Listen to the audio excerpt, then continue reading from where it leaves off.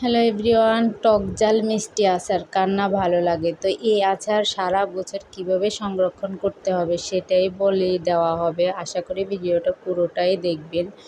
তো আমার এই আচারগুলো হচ্ছে গত বছরের আচার। তো এই বছর পর্যন্ত অনেক আলহামদুলিল্লাহ ভালো আছে। তো আপনারা আচার দিলে নষ্ট হয়ে যায়। তো সারা বছর কিভাবে ভালো রাখবেন সেটাই বলবো। আসলে টক ঝাল আচারটা একদম আম যখন বাতি হয়ে যায়, তখন শক্ত হয়ে যায় আটি, তখন বানালে সবচেয়ে ভালো হয়। আমি বছরের লাস্টে আশ্বিনী আমগুলা কাঁচা কাঁচা যখন বাইর হয় তখনই বানাই। তো এবছর আমি তাড়াহুড়ো করে তাড়াতাড়ি বানিয়ে ফেলেছি। তো আমি এখানে 2 কেজি আম ভালো করে কেটে নিয়েছি। সবগুলা টুকরার মধ্যে আটি থাকা লাগবে।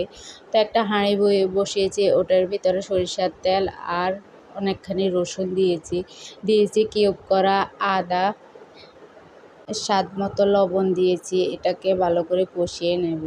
তার ভিতরে আমি 1 চামচ হলুদ দিয়েছি, কালার সুন্দর আসার জন্য মরিচ দিয়েছি। পরে আমি কেটে রাখা আমগুলা ভালো করে এখানে নাড়াবো, এই তেলের সাথে মিক্স করে নেব।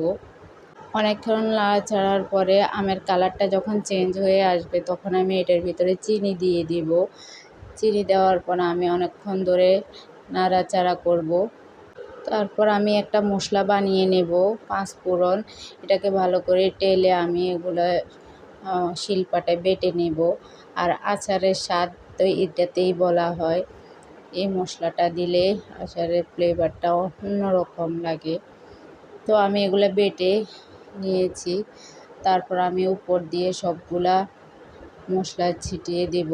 আসলে আমগুলো যখন একদম বাতি হয়ে যায়, শক্ত হয়ে যায় আটি, তখন বেশি ভালো। আমার আমগুলো একটু কচি ছিল, এখনও ভালো করে শক্ত হয় নাই। এই জন্য আমার আমগুলা অনেক হয়ে গেছে, নরম হয়ে গেছে।